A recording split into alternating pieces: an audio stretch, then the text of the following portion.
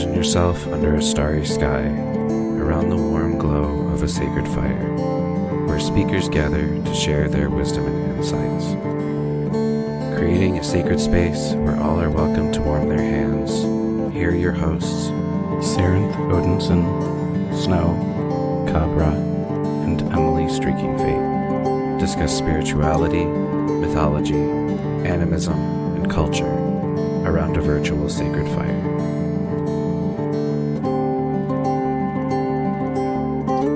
Won't you join us around Grandfather Fire?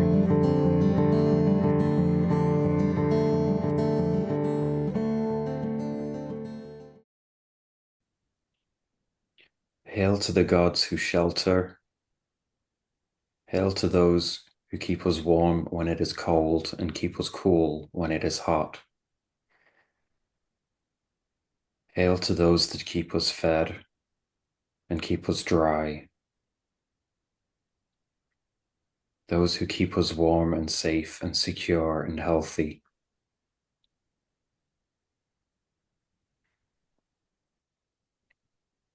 Hail to the women, the feminine and the female. Hail to the gods, spirits, and ancestors who appear as such or have existed as such. And those of other genders, no gender, multiple genders, and varying gender. Hail and praise upon you for all that you have done, all that you do, and all you may do.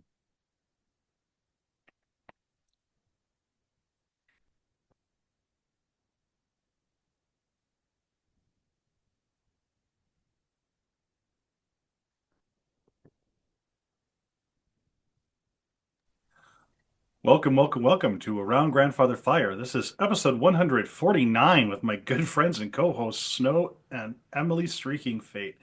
How are you both doing today? I am good. I am figuring out my setup in my new place, so I apologize if it sounds weird, and I'm relieved if it does not. Uh, there's been lots of running around. I don't even think I've had coffee today. Damn. There's been a lot of running around. I've had very nice chats with multiple taxi drivers, though, so, one taxi driver was impressed that I worked out his car dashboard was in Romanian. One taxi driver was talking about how the mild weather helps with his fasting for Ramadan, because it seems to be horrific when Ramadan coincides with heat waves. Oh, Because yeah. who wants to fast for like a 17-hour day? Yeah. Whereas when Yeah. it's pretty mild, you go out working in that, it's not as bad. So yeah,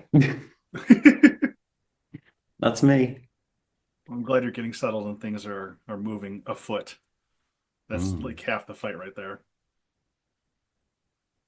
I'll. How are you, Emily? I am doing decently well. We've made it for walks in the forest the last 3 days, I think. Today was very sunny, so I'm looking forward to getting back into regular walks in the forest a lot more. So that is lovely, just more time outside. I did not make coffee today, yet. And so I sat down and I was like, the ancestors do not have coffee, so they will be getting coffee later. So it may be a later night tonight for us. Um, to be fair, I did like clean out coffee grounds and such, and I was starting to get it ready, but I did not get to the make new coffee for ancestors yet. So that will be a thing to do later.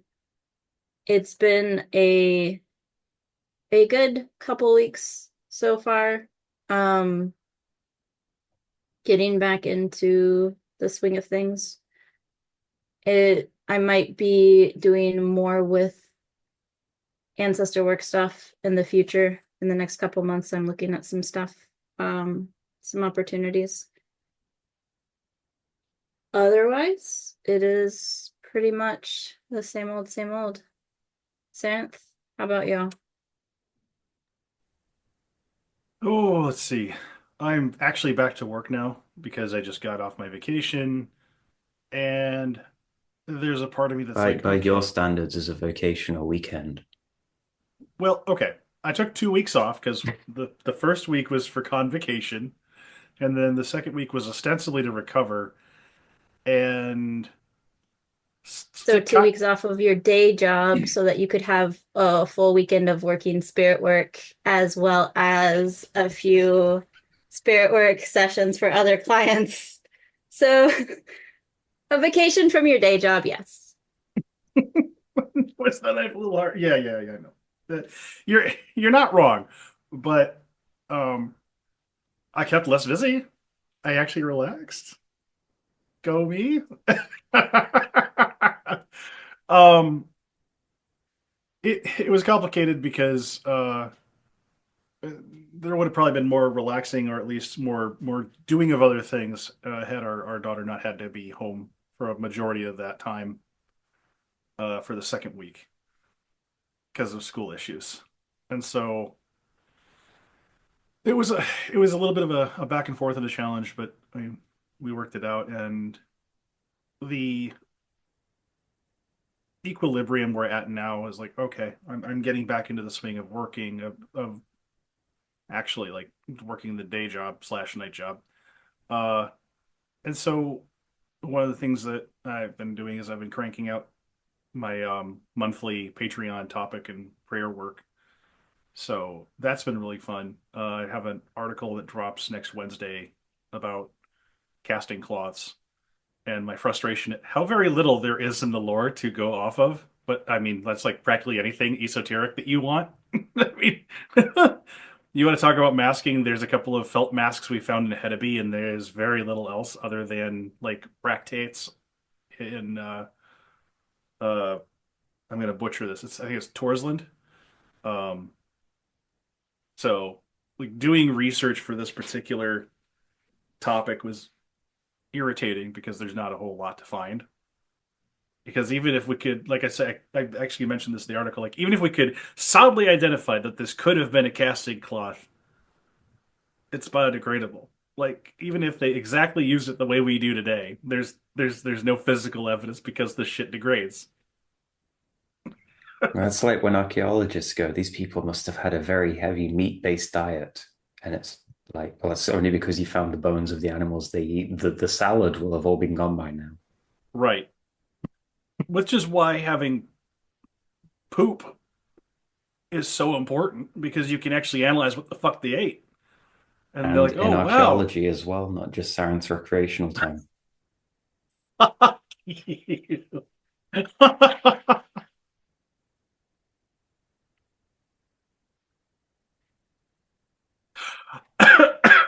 Oh, oh, God. I didn't expect you to try to fucking kill me.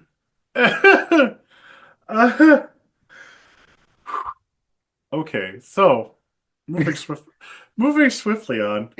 Mhm. Would you? I'm gonna take a Just minute to breathe. let it pass.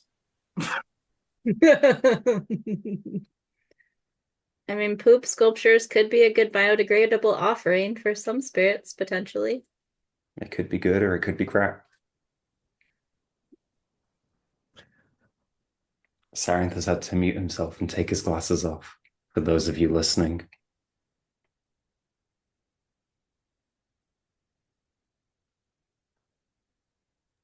it's nothing like a good shit conversation. The high bar that we set at AGF. Yeah, sacred fire conversations indeed. Oh gods.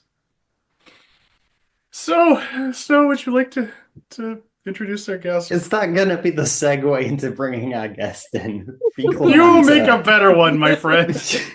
Who else is crap? I mean, I was going to say, well, the lack of extant written things and text and such was another reason that I wound up looking so much into 15th, 16th, 14th century kind of things. and I've been monologuing about, the Picatrix and Agrippa and stuff on my channel on the AGF server. And someone else who does a lot of writing and research is our guest today. Hello. So, last seen on AGF's episode 127, Sif is a Norse heathen from and based in England. She's the co-author of the Wyrd Less Woven, an alternative heathen prayerbook, and the author of Valkurjur, Servant or Master. She's been going her own podcast, The Heathen Hangout, available on her YouTube channel, and authored the paper She Who Becomes Death, discussing the Norn Skuld as a death deity. Writer, artist, and speaker, Sif Brookes, welcome back to Around Grandfather Fire. Thank you for having me. It's already off to a great start. We try. Yeah. Speaking of poop, We do try to make all of our guests feel so welcome here. When you're from the part of England we're both from. oh yeah, Midlands. Mm. Hey. So, Oh, when you dear. were last on the show, you were teasing writing your book on the Valkyries, and Mhm. now Valkyria, Master or Servant, is out. It is. It is indeed. Bit surreal. I feel like I can't remember when I was on last year. Was it around about the same time? I don't know. May have been. I Yeah, looked up; it was episode 127. I didn't look up when that happened. I feel like it was around about the same time. But Mm. yeah, so the last few months, well, basically, when the last time I was on, I was finishing it. Mhm. And those few months went quick.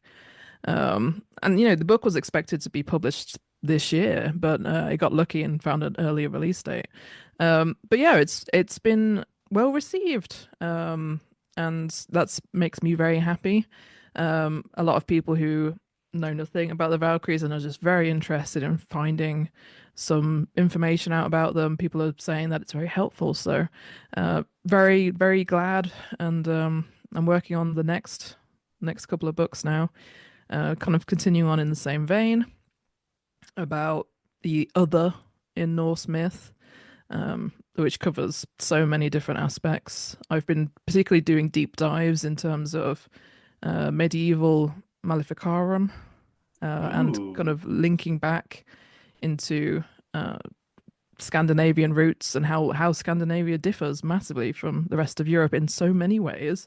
It's really quite outstanding in terms of the outlying ways that Scandinavia differs from the rest of Europe, in terms of things also like the talk I did recently at Jorvik, feminine death deities, which I've seen previously. Scandinavia is called the home of feminine death because of how different it is from the rest of Europe, which was it follows the kind of the rest of the Germanic world at the very least is predominantly masculine in terms of its presentation of death, and that's just not the case in Scandinavia. So that's been a rabbit hole or two, and it ties into the Valkyries, and I'm seeing a lot of patterns emerge and all of that. In terms of the witchcraft elements, it's in the medieval witch hunts, the kind of early modern witch hunts, were predominantly men being targeted in Scandinavia. So I'm thinking it's probably linked to the persevering kind of stigma potentially around that area and masculine practitioners of witchcraft. Um, yes, Kind it's got a kind of like Shadows of Ergi. yeah, exactly. So yeah, very I've yeah, I've just been doing a load of deep dives into this sort of area because it is I bought a book recently. I think it's behind me somewhere. I think it's Brian Pavlak, someone like that, who wrote a big book about witchcraft. Um, and he's very thorough in like detailing the various witch hunts that happen throughout like countries and times. But Scandinavia is almost like a footnote. And he just says, "Oh, it's mostly there we go, perfect." And he's mostly masculine practitioners, which is I'm just like, there's so much here, but it is just a footnote in this book. So there seems to be a lot of lack of scholarly thought that I could see in the terms of that area. But yeah, I'll stop talking now because this is just No, please don't. This is great because I my So, little nerdy heart is like, yes, more. So I mean, you touched on loads there that we can kind of Yes. dig into and dissect and such. So okay, let's start with the Valkyrie. Hmm. So I want to make you repeat yourself from last time too much. Listeners can go back and listen to episode 127, but in kind of like a quick, as concise as possible, bullet pointed version. If someone had no idea at all, hasn't yet gotten around to listening to the previous episode with you, Hmm. what's a Valkyrie? Oh, okay. It's a chooser of the slain. It is, if you're going by the last 200 years of like academic thought, they are the servants of Odin. They in actuality, they choose who die and choose who live on the battlefield. But the image that is commonly conjured is that they pluck, the dead and take them to Valhalla. That is the kind of the Cliff Notes version, but in reality, and the focus of the book was really to dig deep in terms of common misconceptions like that, the way that they're often minimized in the literature and in modern day practice, and to kind of reevaluate their role in terms of their connections with fate and the importance of the battlefield. I propose a theory that I see the battlefield as a liminal ritual space. And I'm tying into aspects of like the blood being something that was pretty ritualistic and of religious importance. I also built on Helen D'Amico's work on the Discia and connecting them to ancestral priestesses, and the fact that the Valkyries are often called Discia. Obviously, there's an element of semantic weakening there in terms of the Dis and Discia being seen as essentially equal to goddess or term of similar nature. But I say that sometimes there might be a bit more of an in-depth relationship there with the Valkyries being called Discia, the Discias of the Jewels of Blood, and potentially as battlefield priestesses selecting sacrifices, and that sort of ritual element pervading in the kind of like contemporary thought.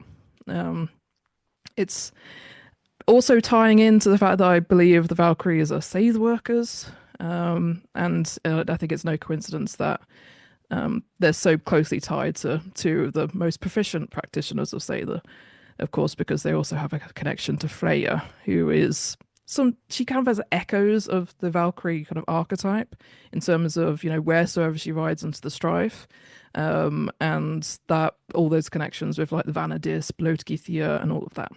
So yeah, there's a lot of things that people just aren't talking about.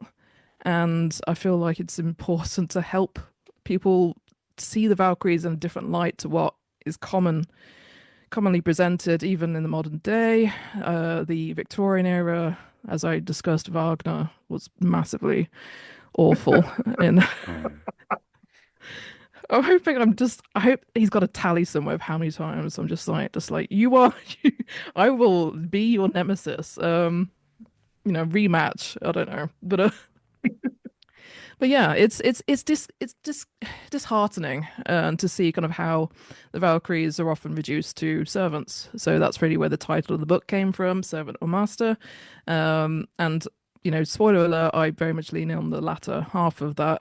It's and the book basically ends like, this is just kind of like, how do you feel? Have I presented an argument here that you agree with, or is this like, or do you want to have like a discussion? I just want people to talk more about the Valkyries, regardless of what side of the fence you're on and what your opinion is, because I think I quoted Luke John Murphy in 2014. He said that not many people are talking about the Valkyries, and the case is still the same today.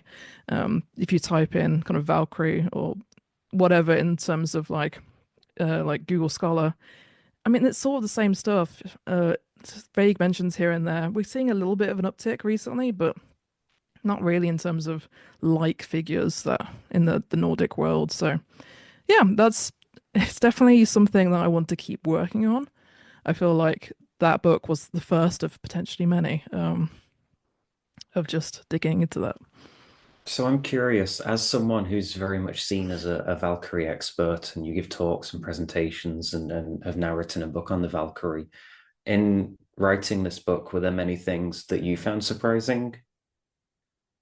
Yes, but I guess some of it wasn't. It's like twofold. Some of it wasn't related to the Valkyries, and it was in other aspects. Because the first part of the well, first few chapters, I'm talking about shield maidens as well, and the whole absolute mess that is the idea of gendering graves based on grave goods. It's absolute. Words cannot describe the absolute chaos that is. It's just assuming, and I there's a few times in the book that I'm challenging one of like noted experts in the field, like Judith Jesh. I'm just like, I think you're wrong. I honestly think you're wrong. I'm a big fan of Marion Moen, who is kind of leading the way in terms of reevaluating the kind of state of gendering graves, and is really kind of like pushing for, well, for the last so many hundreds of years, we've been doing this wrong. Let's actually just wipe the board clean and see where we are. Because what work's been done is just not a solid foundation for any sort of analysis.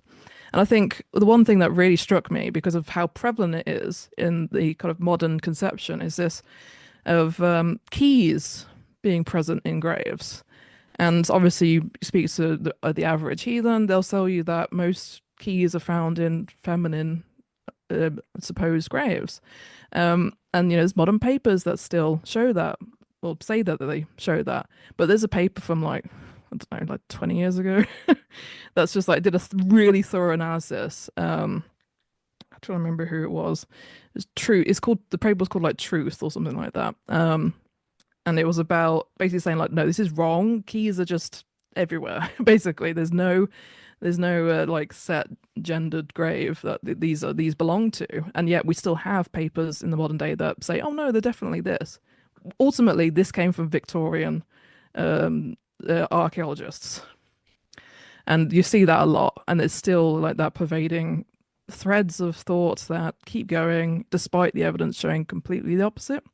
And there's a lot of that in the book where I thought like, oh, why is this still happening? Why are we still having these conversations when it's the evidence is there? A lot So if of you it don't was, mind really quick. oh no, yeah, go. One of the things that, as you're talking, I'm reminded of one of the books I picked up this last year was The Norse Sorceress, Mind and Materiality in the Viking World. And a lot of what you're talking about, there's either reference to or direct input from different authors who had done some of these studies, where they were like, the key thing like really made me think of this, because like I think it was 60 or 70% of the graves were classed as male graves. So even on a baseline, the way that you're sexing these graves is fucking wrong.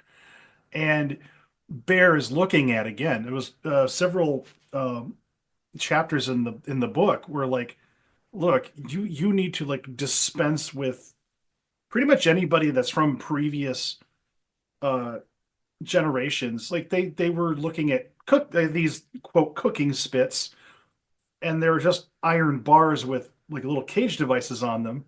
And you've probably read Price's The Viking Way, Mm-hmm. and the Norse Sorceress talks about this too, because Price is in there as well. Um, where no, these are probably not cooking spits. These would have been too unwieldy for that. These are likely yarn stoffer. Mm-hmm. And what it means when these are found in male sexed graves, it flips the gender binary and gender roles on their head, and kind of brings into question everything we think we know. And we need to do a hard reevaluation of the sources in front of us. Oh yeah. And I love that we're in this period of academics going at this hammer and tongs, because I mean, when I was coming up in the early 2000s, there were parts of the lore that was out there that didn't feel quite right for how the academic consensus talked about it. And I was like, no, this doesn't feel correct. Like, keys aren't just frigs. They aren't, I mean, anybody that owns a home probably has some set of keys to open the front door. What, like, right? I mean, just like your basic symbol of home ownership. Why would this just be a purely feminine thing that doesn't? There's nothing in the lore that points to that, and there's nothing that makes it doesn't make practical sense Like these people still have to live everyday lives, right? Yeah, the guys just couldn't enter their own home. Help. Can't. You made your choice, sleep on the boat. But I mean, Silly. especially when there's another book that I ran into that I read. It's a big academic work, and of course, I can't remember the damn name of it. It's got to do with women in the Viking Age, and it's a really big, thick tome. I think it's either from Oxford or from another. Chances are good it's called Women in the Viking Age. Oh, really? Thank you. I don't know. I'm just saying, given the way these books are typically titled, if it's about women in the Viking Age, chances are good that it's probably just called Women in the Viking Age. I thought it was something that was supposed to be like the Norse sorceress in terms of I like mean, it could be. blah blah blah colon blah blah blah, but I can't recall what it is. But it was this big academic work that I poured through weeks and weeks over, so of course I can't remember the fucking title. It's not women and gender in medieval Europe, is it? Maybe. I thought it was released this year or last. I think it's the Norse sorceress mind and materiality in the Viking world. No, it's another one. It was this one and another one that got published this year or last year. I can't remember. And this is the segment of the show we like to call Guess What Sarent's Trying to Remember. Thanks. We really should have door prizes for this. It's okay. It'll probably come to me like towards the end of the show anyway. But a lot of what you're talking about is really something I'm gratified to see that academia is finally grappling with.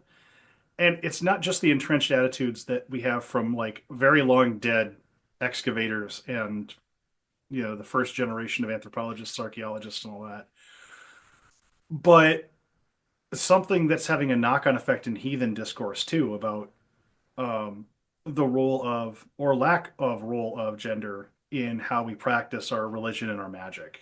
Mm-hmm. And books like yours where it collates these things and brings together all these resources, I am deeply, deeply excited. Yeah. So I appreciate you not only adding to the discourse around gender and identity and magic and the role of all these supernatural beings, but also asking the question, okay, now how do you relate to it? Because I think for us heathens, that's where the metal meets the meat, right? Mm-hmm. Yeah, and that was sort of one of my goals of the book as well, was to present it as a sort of, I think the words I use are academic light. So I wanted it to be accessible, but I also wanted it to be clearly from a heathen's perspective. So that was really what I was wanted to reaffirm all the way throughout. Like, I even say, like, if you stumbled upon this as a student of history, I hope you find something useful here. But like, predominantly this is for heathens, and like throughout the book, I'm kind of doing kind of like devotional prayers to the Valkyries. They're just like poems I just kind of was inspired to write on the back of each chapter. But yeah, it was important for me to kind of frame it from a place where if you are more reconstructive, then you have something to hold on to, and you have footnotes that you can reference and to kind of like feel your way through. Oh, what is it? What is it? Now, what is it? I've been invested in this. The Valkyries Loom, the Archaeology of Cloth Production and Female Power in North Atlantic. Found the goddamn thing! I do have that as well. Yeah, it's good. I'm pretty sure I referenced that in the book as well, because I wanted to get more into the dingya, the weaving hut as a liminal space. Yeah, and that was a really, really good book for that as well. And I believe that Shoya Smith, I'm butchering her name there, just recently released another book about Viking women. I would go and get it, but it is just like that side of the room that I'm currently reading. And we're going to put you on my wish list. It's so what we're finding is that we have had this massive kind of like bolstering interest in exactly this sphere in recent years from academics, like Judy Quinn, Leszek Gardea, Elder Hyder back in the day. Leszek always, I've interacted with him, and let's just say he's an absolute treasure. He really is. I actually for the soft plug, the journal that AUK published, I wrote the review for the Norse Sorceress in there, and he got wind of it and said, "Look, can you send me the review?" And me really kind of like, I was like, "Oh no, is he gonna like it?" And he said, "Oh, great, thank you. That was a really good review." And I was like, "Yes!" Yeah, he's good. He's very eager to engage with this as well. And Oh, obviously good. he's on board. Yes. Yeah, he's very aware of heathenry, and he's not bigoted in that respect at all. So, good egg. But yeah, so yeah, loads of interest, loads of people writing about it in the academic sphere. Fantastic. It needs to happen. It's overdue. And I think we're only going to see that curve momentum build, you know. Yeah, it's really good stuff. Like the Norse Sorceress is really good. Like if you, It can be so hard to get through, but oh my God, it's so chock full of good shit.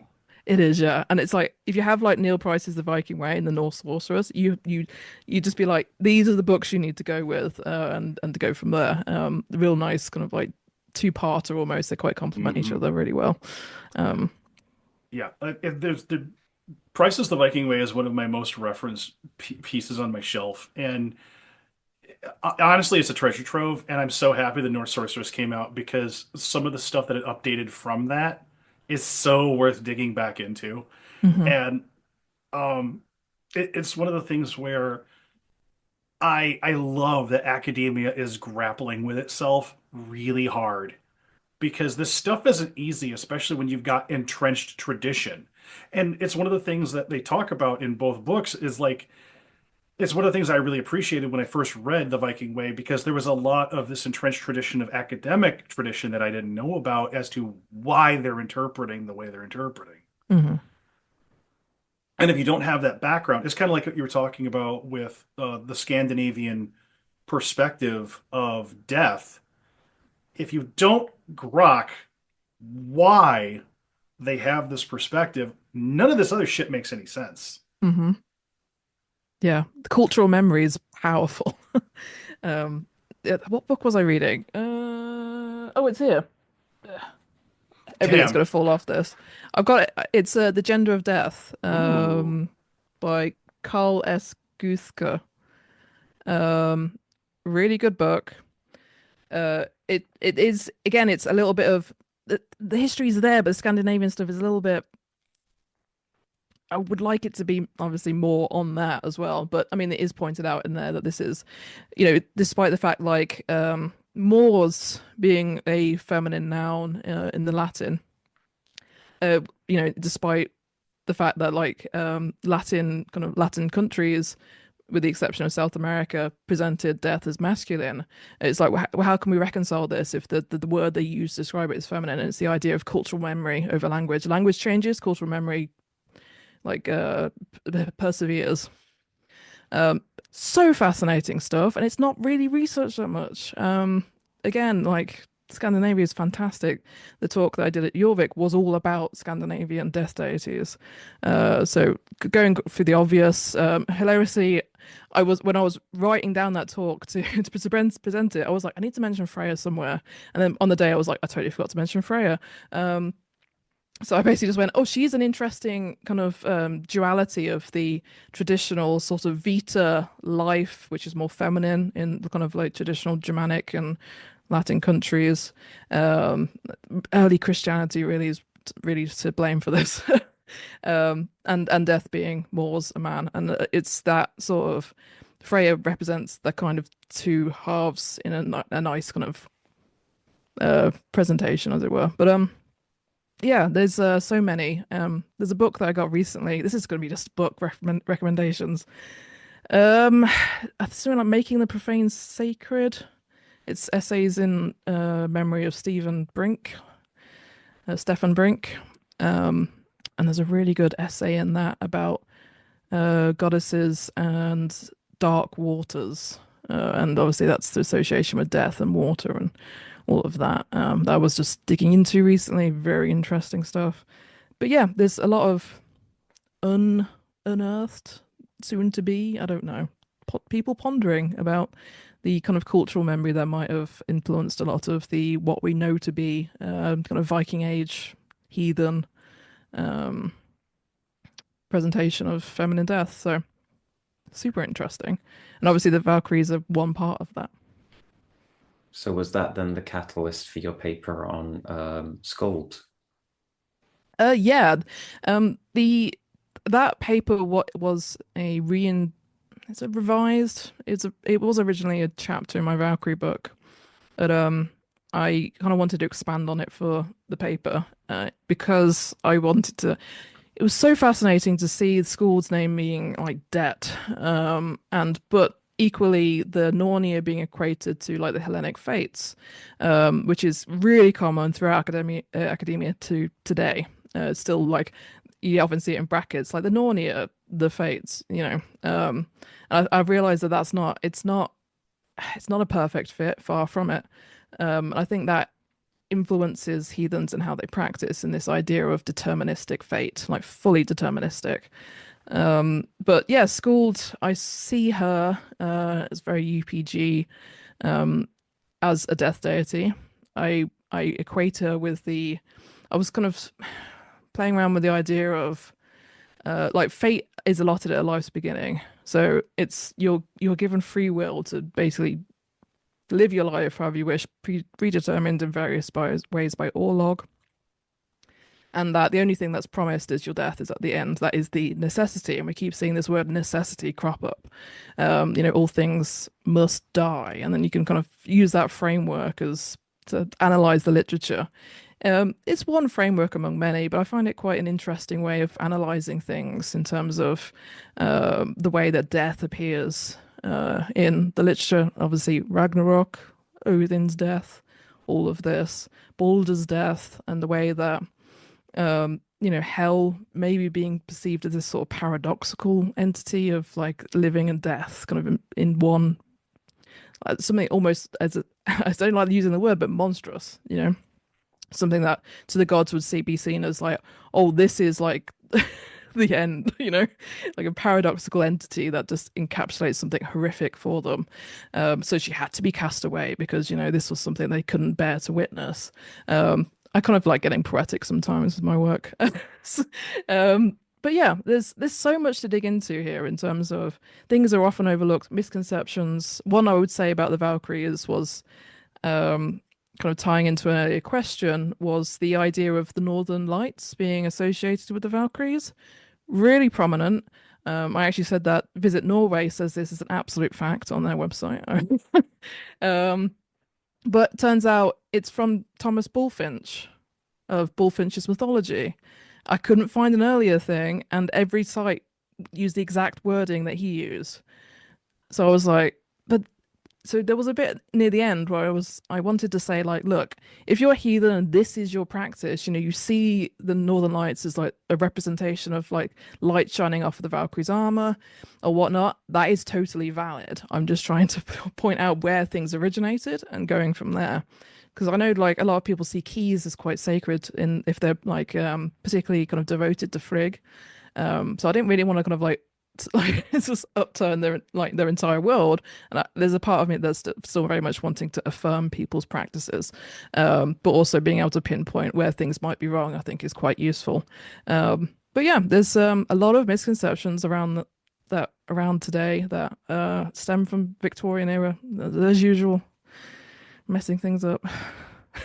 I mean, I think you kind of touch on a really interesting topic there, which I sometimes see crop up, is how much does or should new research, new findings, new publications impact people's practices? Yeah, it's difficult. I mean, do you think it should? Do you think people should kind of consider it and then kind of keep doing what they're doing anyways? Like where contradictions arise or where arguments arise? Obviously, if it agrees with what you're doing, then yeah, it's kind of a non-factor. But yeah. I would say that if in your practice it has some sort of value or worth or it feels right to you, absolutely fine. In fact, I would implore everyone to pursue that because things what we have is a tapestry that is so full of holes, so full of like revisions. It wasn't really a tapestry to begin with. There's some people that have drawn on it, and all of that. That everything is a little bit up in the air. We're still trying to see through our modern eyes what the past was like through fragments. So I mean, it even comes to a point where you can almost like go full circle and say, well, we don't know for sure that they didn't think this. We can't mind read, the bodies in the ground. So I'm very much, even though I am reconstructionist in my own perspective, um, of course there's elements that I are more, it's more of feeling and like personal, oh, this feels right to me, than anything we can record, like save as fact in the historical record or archaeology. There's no one on the planet who is calls themselves a reconstructionist heathen is doing it to the letter, as it were, that the Viking Age people did it. And don't believe them if they say that. Everyone has an aspect of UPG in their practice. It's a literal impossibility if you're living in the modern age. Yeah. I mean, so I kind of want to have your take on this because this is something that crops up, especially when it comes to like Valkyries or semi-divine, divine figures, where one of the things that I heard quite a lot coming into heathenry when I was much younger was don't expect that you can have a relationship with Valkyries. This is only for heroes. If you're basing it on the post-conversion conversion literature, absolutely, sure. But no, I mean, like, Battlefield was full of everyone, of all classes. We're only seeing it from the upper class, like the heroes, the kings, people that was considered important enough to write a story, people that would have been paid, like, been able to pay skalds to record, stories about them. The vast majority of people, especially like those that are considered peasants and thralls, they were involved in war as well. And I refuse to believe that the Valkyries were like, I'm not dealing with these people. I'm only dealing with like kings and princes. That's just not. If they're choosing who lives and who dies on the battlefield, if we're going to take that perspective, that's got to include, it's not one or two people. It is deciding the fate of the battlefield en masse. They're going to be dealing with everyone. And yeah, so I refuse. I think it's a bit of a ridiculous statement to think that, they're only dealing with kind of like blue bloods. It's just nonsense. And of course, we're seeing Valhalla as this kind of like Hall of Kings, but then that's not the original incarnation of it either. That's a later interpretation. So, it's you've always got to go back and think why it's analyzing the everything we have with a critical eye and being able to think about provenance and all the biases that happen, scribal errors, people writing post conversion, everything else, people just recording like regional tales that they're familiar with. So yeah, it's very much a subject I'm passionate about. I take issue with people seeing the Valkyries as with that like perspective in mind, but also the perspective of you can't possibly have any sort of kind of like veneration or worship of them because they're this like monstrous spectral force, that's just kind of like gliding around the battlefield. It's like, well, no, because we have. It's just. That kind of goes hand in hand with people saying that we don't have any evidence of the Valkyries being worshipped. It's like we don't have evidence of a lot of beings being worshipped. We don't have a lot of evidence of, if it's not Thor, Freyja or Odin, it's basically what evidence is there at that point, right? Yeah, we have occasional like place names, but I mean, in terms of the literature, we don't really have much apart from those three. Especially if you're looking like Adam of Bremen, who's just writing about those three and various other chroniclers. So yeah, if you want to get that kind of like granular about it, you'd be like, well, okay, so you can only worship these three, and Right. and it's just that's not modern heathen practice. It's just awful. It's also be so boring if we were just worshipping the same three gods over and over and over and over again. Variety. I've got a lot of feelings on it because I do carry a very long-term relationship with a Valkyrie. I don't talk about it very much because up until your book, when I would talk about it in heathen circles, it would either get laughed down or I would get that kind of response of, well, you're obviously bullshitting this because only heroes get to have these relationships. And it occurs to me that it's just a reiteration of gods of limited access. Yeah. Yeah. But it's almost worse than that because it's like there are entire classes of beings that you're not developing relationships with because you can't cite them? What does your religion look like if you like do you like land spirits, right? Yeah. It's clearly so important, but if they're not very well cited because that's kings would maybe deal with them occasionally.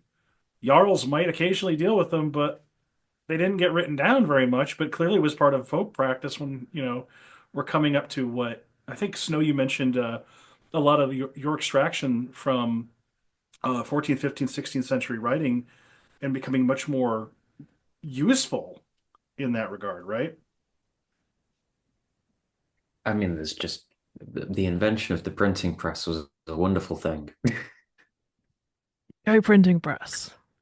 You know, more people can write, and then more people can read, and then more people have access to these things, and more people can create copies of these things. And I mean, then you get into the whole conversation around grimoires where you end up with a copy of a copy of a copy of a copy of a, and no one even remembers what the original even said anymore because everyone has amended and added their own footnotes and added their own marginal notes and everything in the entire chain along.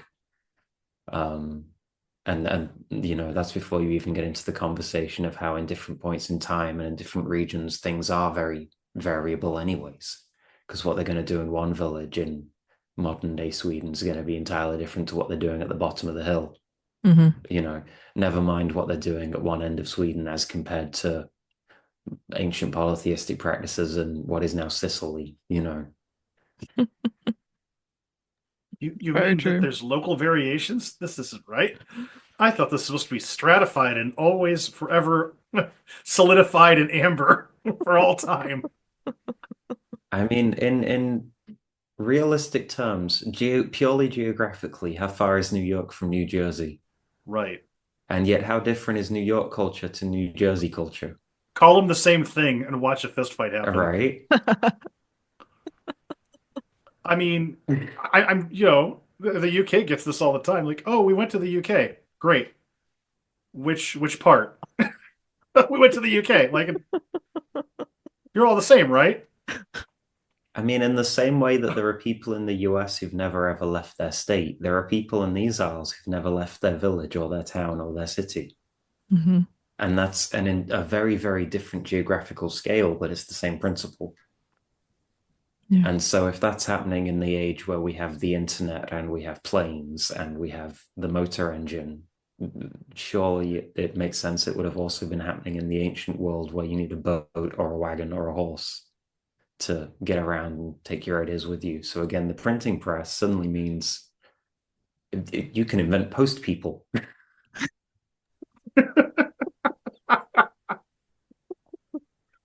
It's the I can't remember what prompted me to think about this in terms of like a theory, but the idea was for me that maybe Loki developed this mischief maker thing because of the regional differences in terms of when they were telling the stories, Loki could do anything. It's just like could, they might to mix it up, they'd be like, and this time around Loki saves the day, and this time around that kind of like he was the element of kind of surprise and I can't remember what made me think of that, but there's just this conversation now. It's that sort of these stories weren't rock solid. They were very much like fluid. And of course, we kind of see them now as a solid sort of like canon, as it were. But there's a quote by Neil Price who says, the Norse myths don't exist. The Viking Age people wouldn't recognize these myths as theirs. And I think that is so important to keep in mind because, again, what we have is one version that we don't have eyes on any like the multitudes of versions that existed. So again, it goes back to that idea of cite it. You need a citation, you need an attestation, an explicit attestation to justify worshipping beings in a certain way. So it is a sort of intangible sort of pursuit we're going at, but I think it's validating and affirming for heathenry as a whole to have that in mind. I mean, I think that people looking for one solid, unique, kind of original are incredibly dismissive of the whole notion of oral culture, and B, very much approaching these things from a very Christian perspective. Yeah. Basically, because oral tradition, like things just change anyways. And I mean, things change with written tradition anyways. It's just easier to track that change. Mm. But I think a lot of people, when they get into heathenry from the off, can be very, very dismissive of oral tradition or culture, and sort of romanticize this notion of things being written. Mm-hmm. And I mean, I think you see a lot of that implicitly in a lot of the people being sad that we don't have more records and more extant things. But it's kind of, if those things were written down, that entire culture would be drastically different from what it was. Mm-hmm. Yeah. Oh, if only we could see the amendments of the oral word stories being told. Yeah. The whole idea of the printing press, I was thinking of being able to see like people making changes. I was thinking, how cool would it be if you could make changes in library books? Just be like, I disagree with this, so I'm gonna write my own thing. I thought that'd be really cool. I'd be. I mean, you can You call that a can, damaged copy, but you know. it's highly frowned upon. If you hand in this thing that's just covered in like your scribbles, like, and the next person that opens it up, they've got like marginalia and like just everything everywhere. Ugh. It'd be But more if interesting. but if that's like an A-level textbook, people love that. They're like, oh, someone made notes for me.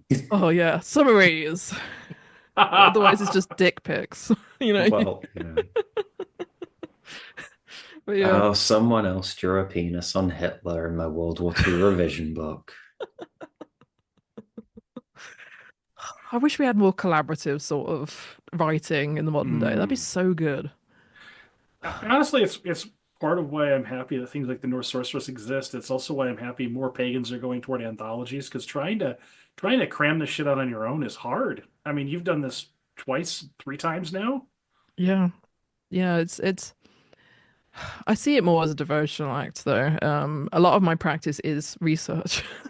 It's just, it's what I have time for. And occasionally I get together with big groups and do rituals that way. But yeah, the kind of the aspect of going into like libraries and finding books and sitting down and like absorbing information, I feel is a very like oath-in practice. And so yeah, it's when I was writing 100%. the Valkyrie book, I was thinking like surely Odin's going yes, go grab that knowledge, but yeah, I think it's absolutely, I love writing as well, so it's definitely something that brings me joy in this world. So oh, sorry, Emily, go on. No, that's okay. I was just gonna say I really appreciate that you put together the Valkyrie book, because I remember encountering the Valkyries within my practice like 7 years ago and trying to ask around how people worked with them. And occasionally I would find someone, but it was a very like personal to them practice, and it wasn't necessarily something that they wanted to share. So having a book like this, I think makes it so much more accessible. And I do agree with the idea of like a lot of anthologies in the future, because it's so cool to see everybody's ideas together. I think right now with blogs and videos where people react to each other back and forth, it's kind of the same idea, but it would be nice to have some that's like all together. Hmm. Absolutely, That's yeah. no. And thank you. Yeah, I think it's common for people that worship the Valkyries for it to be deeply personal. I've probably met like 6 or 7 other people, and for them it was something that it was very intense in terms of their experiences. So yeah, I mean, I'm far, far, far, far from the only one that's had experiences, but people tend to just be a little bit more private. Which is absolutely fine. But I think we need to kind of normalize Valkyrie worship a little bit more, because again, in kind of group settings, they are seen as like mead bearers, but in not with the historical importance of that. I always described it as people seeing them almost as like bar wenches, you know. It's just and that sort of like you can see like the overtones of kind of like misogyny in like manifesting in that. Like this is their role, they're serving mead to us, you know, during symbol or whatever. And you know, that's far from their main role. In fact, the point I make in the book is that the mead bearing aspects to them, while historically absolutely important, really came about and originated from Eriksmal, which is kind of satirical in terms of its tone. And we know that Snorri was very much aware of Eriksmal because he quotes it directly in his Edda. So it's definitely a piece that was known for like at least kind of like certain members of the Skaldic tradition at the time. But again, it originated in a piece that can be seen as quite funny, almost comedic, because you know Odin's this kind of like bumbling character who's caught unawares by a new arrival. You know, it's when you have that, when you analyze it with that mindset, you have this kind of like real funny image potentially of these kind of Valkyries who were seen in the earliest tradition as being quite bloodthirsty, kind of demonic demons of carnage sort of thing. And then framing them as mead bearers. It's just, there's obviously, I imagine one very valid interpretation would be that that would have gotten a laugh out of people when they were retelling it. But obviously that is what we have today, and obviously strips of that cultural kind of context and the tacit knowledge. It kind of built from there, and my perspective is that that's not necessarily invalid either, because we can't just dismiss everything that came afterwards as being like, well, it was based on this comedic sort of lay. But yeah, it's it's I don't think there's balance. actually like a fight that needs to be between the comedic and the sacred. That Exactly, yeah. to me, there's a great deal of sacrality that can be found if you're taking it in a reverent attitude. There's a great deal of use to be found. If you think of well, people will be like, they'll point to flighting a lot, and like the flighting that Othin as Har. I'm gonna butcher this name. Harbarath, I think it is. Hmm. When he's across the river from Thor, and Thor doesn't know it's hilarious. And it's one context in which flighting is like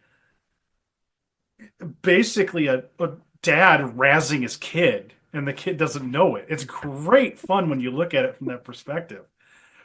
And then you get to Loki's flighting of everybody during the Lokasena, and if you take it from a comedic angle, it's not that you don't need to take it seriously, because nobody in the saga of this point disputes what he's saying. He's basically airing everybody's dirty laundry. It's goddamn funny when you like pull back and think about it. It's a ye oldie Kendrick's track about Drake. Just a diss track, yeah. It is though. It is. I honestly think that's a great way of thinking about it. But there's so much that when you think of it from the humorist perspective, there's gold here, and not just because we can take the proverbial stick out of our asses as heathens as a stereotype, but also if you think of it from a very humorous angle, I mean, you're talking about something that is a bloodthirsty monster covered in gore in the Yeah. in the common imagination, walking up to you like, "Want a drink?"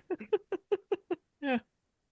Yeah, that's exactly it. And honestly, I think I love that point of like the bits that we have are often funny. So like let's the gods have a humorous side potentially. This was understood, you know. So don't we do flighting as in like my group, and it is just kind of like a bonding experience. It's and it is, we do it obviously in honor of the gods. This is something that they did, and yeah, it's funny. I think a lot of people take heathenry too seriously, and obviously there are serious moments, like obviously heartfelt, emotional, like intense experiences. But I think a lot of people, as you said, push the sort of like the funny things aside. It's so important to consider and bring that into your practice as well. This was obviously the oral tradition was an entertainment tradition. It was to like, as well as informing people, it was to like hold a bead hole enraptured, and and everything that entailed. And I think that if you keep that in mind, it's for the betterment of your practice and the heathenry. And absolutely in agreement with you there. It's theater. For fuck's sake, it's theater. Like a lot of Yeah. this, we were supposed to perform. One of the theories I saw with the Locusena is that each god is supposed to be somebody else performing. Like, okay, Yes. so think of it like a script, and then it becomes much more dynamic. Because if you're just sitting there and you're reading it off a page, I mean, unless you've got that kind of mindset, it might not be all that theatrical in your head because you're trying to grok what they're saying, context, etc. But when you're thinking of it like a performance, which is why I love some of these living history museums, because now they're doing that. Mm. They're bringing the theatrical element that was a necessary component of oral history, right? Oh, it's so good you say that because that's just made me remember a good friend of mine, Matt Jones, at Hellsmoot last year. He did a Locusena retelling with audience participation. He brought people up on stage and gave them the parts, and it was hilarious. It was like, excuse me, and like different people like stepping into the ring to kind of like tackle Loki and like it was so good. And he's also an excellent poet. I mean, shout out to him. He's fantastic. He's a true Skuld. You feel it. Um, yeah, is I love it, and I like the idea of the sitting down and reading the editors is obviously important. We recommend that for new heathens, but I think honestly, kind of like discussing it between people or sharing it or doing performances if you're able to really brings a new layer of understanding. Because yeah, it brings it to life a little bit more instead of just being like these kind of like almost just obviously just words on a page, ink on a page. This was not the original form that these would have been told in. So bringing a little bit of that to life is great. Well, it's kind of like the phenomena around Shakespeare being like this this deep esoteric subject, and it's like, y'all, like read Shakespeare, see it performed, see it performed by people who know how to perform it. Because holy shit, it's really goddamn funny, and it's nowhere near as serious as we like try to make it out to be. Hmm. I think it's a lot of the same phenomena of almost getting too high on our own supply of just how serious this needs to be. It's like academic, scholarly thought, all of that. Yeah, I get it. The text can also seem pretty, I guess, advanced, technical, difficult to approach for a lot of people. That's obviously where different translations come in handy. But yeah, it brings on a whole new kind of awesomeness, as it were. And I think on okay, no, I really want to address this. People should start like Edda reading. It's like Edda theater. I would totally. We actually do have some. There was the Vluspa recently that was kind of artistically depicted in. I think it was in Norway. I could be completely wrong about that. But so we are seeing people starting to adopt that sort of approach, and I think we need more of that, honestly, everywhere.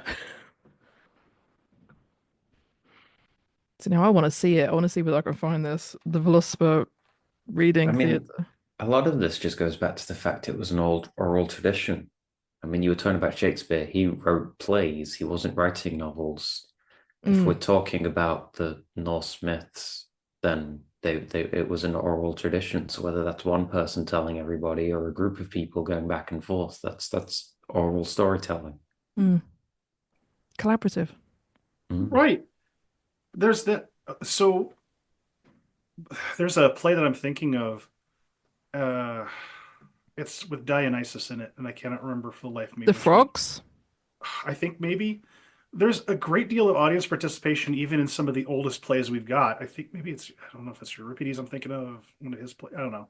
But there's these aspects where Dionysus actually like turns to the audience and says something to them, and they're supposed to like there's spots in the play where they're supposed to be responding. Hmm. And obviously, Greek play is highly comedic at times, the comedies. It's very similar in terms of the way they approached their kind of depiction of the gods and their heroes, the stories, all of that, it, across kind of like this pan-continental, pan-global sort of elements that we could nerd out about all day. It's so interesting. So you mentioned that you view your writing as a devotional act. Hmm. So in that sense, is there a ritualistic element to it, or do you just kind of roll out of bed, start writing, and consider that the devotion itself? Like, is Bit of, the yeah. bit of both. Hmm. Honestly, it depends if I have the spoons on the day. If I know I have to do writing and it feels like a roll out of bed start writing day, brilliant. But I tend to try and be in the right mindset of okay, it's the intent of being like, okay, I'm going to dedicate time now to reading about this topic and writing and using what skills that I have and my interests and all of the like the historical interests that I have, all of everything that's led me to the here and now, um, in terms of writing, producing content, getting a deeper understanding of everything. That's definitely my kind of pursuit. But yeah, sometimes it is just a roll out of bed day. I want to do some writing and I have to for some reason. But yeah. So it's not like every time you go to write, you kind of sit and there are offerings and candles and incense and meditation, and then you sit and write. It's about 50-50. Mm. Maybe 60-40, depending. Yeah. Yeah, when I have the spoon is probably the right word. Hmm. Um, but it's definitely something I want to do more of moving forwards. Now that I have a little bit more freedom in terms of when I want to publish the next work and all of that, I have more time to dedicate to it because I moved to be self-employed late last year.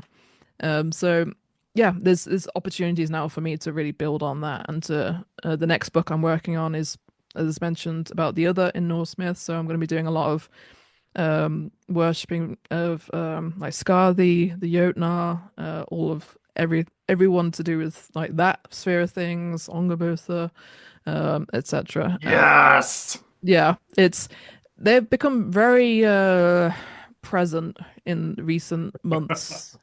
Um, and at Jorvik, there was people who'd never considered kind of worshipping Skadi. She kept popping up for one reason or another, just in people's minds, to the point where the kind of the closing bloat was a lot of hails to Skadi because for some reason she felt very present.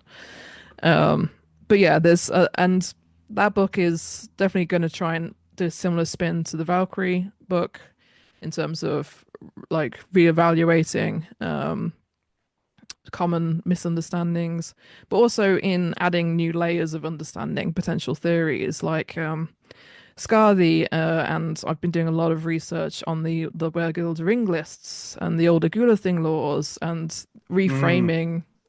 Yeah, and I can see you nodding, and kind of reframing all of that as a legal pursuit as well. She was doing her duty as in the understanding of the laws of the time of her role as the unmarried daughter. Um, and also there's a little bit almost of trickery with the offer that she was given in that it was only unmarried daughters that could pursue blood payment. So as soon as she's married, she Right. gets, all stakes are off, so it feels a little underhanded in a sort of way. Odin. Yeah, yeah.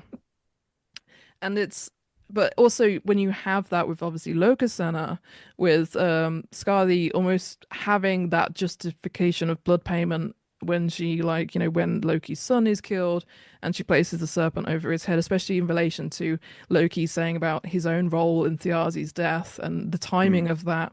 And you could see it as Loki becoming an outlaw, and unprotected by the laws of the gods, and so that's why he was bound and punished and all of that. So there's different ways of obviously different layers of ways we can look at the Eddas even today that are brand new, and multitude of others go wild, theorize everything. I'm definitely all about that. And yeah, just I could talk about like so many of those kind of different perspectives, like the idea of oh, who was it? Was it Judy Quinn?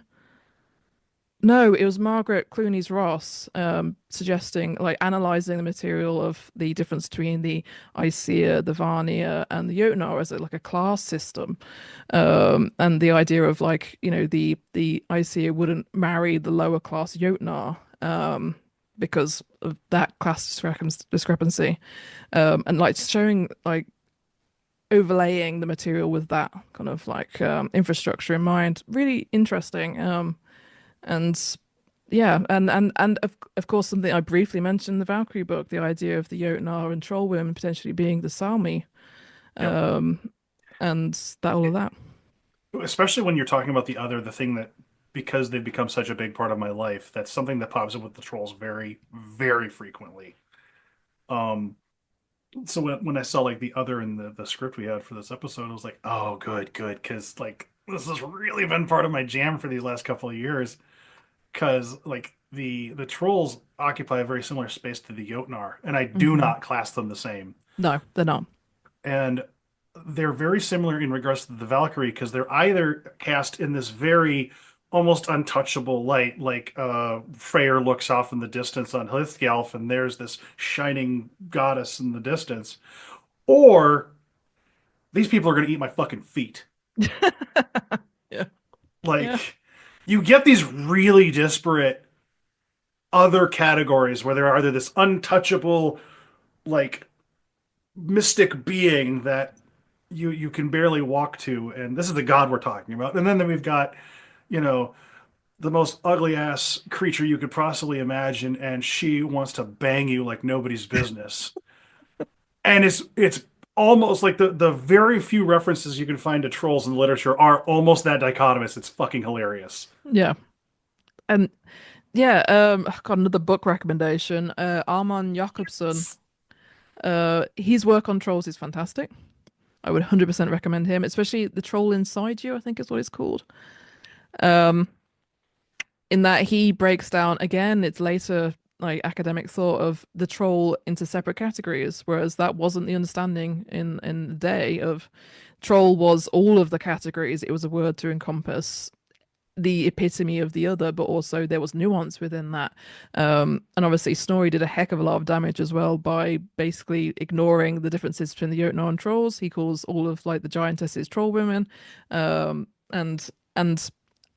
it completely ignores the differences as well between like the Risar, as being the kind of the good kind of Jotnar potentially, and also the ones more applicable to the idea of them being giant. They tend to be more large in stature. There was a nuance. I think Tom Grant wrote about a paper about giant proportions, the problem with giant proportions, or something along those lines. And he says, like, look, there is differences in these terms, and we have just homogenized them. Equally unhomogenized them for the trolls. It's kind of like this weird kind of balance of I think the wording that Jakobsson says is that something along the lines of this idea of wanting to like demarcate and categorize is modern. Obviously, they didn't have that sort of obsession with putting things under different labels and boxes, and troll was just everything that wasn't human. It was just everything they didn't recognize, and it is fascinating because of the way it embodies also this movement towards Christianity, because we also see a very clear delineation of the wilds being seen as pagan and ancient and old, and Christianity was all about population centers, towns, cities, and so we had this schism forming between the wild being old, ancient, pagan, and cities and being civilization and all of that, and the troll became more of that embodiment of the wild, the lingering monster, all of that. So fascinating an area, again, that is hardly really talked about. So a few times now you've sort of talked about this notion of the other. Mhm. So could you explain maybe or talk about what that term exactly means?